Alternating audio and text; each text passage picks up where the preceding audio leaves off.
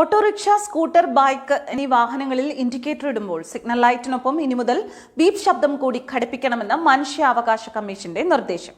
ചെറിയ വാഹനങ്ങളിൽ ബസർ ഘടിപ്പിക്കാൻ ആവശ്യമായ ചട്ടങ്ങൾ ഉൾപ്പെടുത്താൻ ട്രാൻസ്പോർട്ട് കമ്മീഷണർക്ക് മനുഷ്യാവകാശ കമ്മീഷൻ ഉത്തരവ് നൽകിക്കഴിഞ്ഞു. ഓട്ടോറിക്ഷയും ബൈക്കും ഇടത്തോട്ടും വലത്തോട്ടും തിരിയുന്നതിന് മുൻപ് ഇൻഡിക്കേറ്റർ ഓൺ ചെയ്തു കഴിഞ്ഞാൽ ബസർ ഇല്ലെങ്കിൽ ഓഫാക്കാൻ പലരും മറക്കുന്നു. ഇതുമൂലം പലതരം അപകടങ്ങളാണ് നിരത്തുകളിൽ ഉണ്ടാകുന്നത്.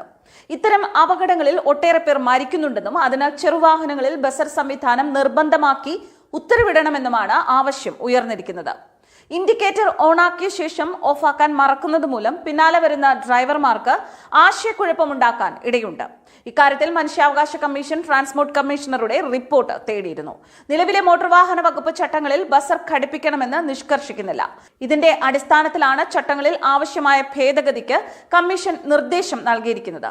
സിഗ്നൽ ലൈറ്റിനൊപ്പം ബസർ കൂടി ഘടിപ്പിച്ചാൽ അത് വാഹനം ഓടിക്കുന്ന ഡ്രൈവർമാർക്ക് കൂടുതൽ ഉത്തരവാദിത്തം നൽകാൻ കാരണമാകും. സുരക്ഷിത യാത്ര ഒരുക്കുന്നതിന് അനുകരണീയമായ ഒട്ടേറെ മാതൃകകൾ ഉണ്ട്. റോഡുകളിലെ പരക്കം പാച്ചിലുകൾ ഒഴിവാക്കണം. റോഡ് എല്ലാവരുടേതുമാണെന്ന ചിന്ത ആദ്യം ഉണ്ടാകണം.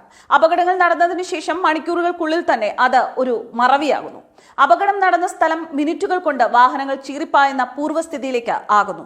അപകടത്തിൽ ജീവൻ നഷ്ടപ്പെടുന്നവരുടെ കുടുംബത്തിന് മാത്രമേ അത് തീരാ ദുഃഖമാകുന്നുള്ളൂ. സുരക്ഷിതമായി എങ്ങനെ വാഹനം ഓടിക്കണം എന്നതിനെപ്പറ്റി ജനങ്ങൾക്ക് ഇപ്പോഴും കൃത്യമായ അവബോധമില്ല. ഹെൽമറ്റ് ധരിക്കാതെ ഇരുചക്ര വാഹനങ്ങൾ ഓടിക്കാനേ പാടില്ല. പലപ്പോഴും പോലീസിൽ നിന്ന് രക്ഷപ്പെടാൻ വേണ്ടി മാത്രമാവും പലരും ഹെൽമറ്റ് ധരിക്കുന്നത്.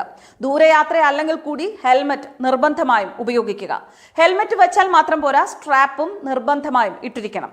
അല്ലെങ്കിൽ ഹെൽമറ്റ് അപകടത്തിൽ തെറിച്ചു പോവുകയും തലയ്ക്ക് പരിക്കേൽക്കുകയും ചെയ്യും. രണ്ടുപേരിൽ കൂടുതൽ ഒരിക്കലും ഇരുചക്ര വാഹനത്തിൽ യാത്ര അരുത്. അമിത വേഗത ഒഴിവാക്കുക. ക്യാമറയുള്ള സ്ഥലങ്ങളിൽ മാത്രം വേഗത കുറച്ചു പോകുന്ന പ്രവണതയും ശീലവും ഒഴിവാക്കുക.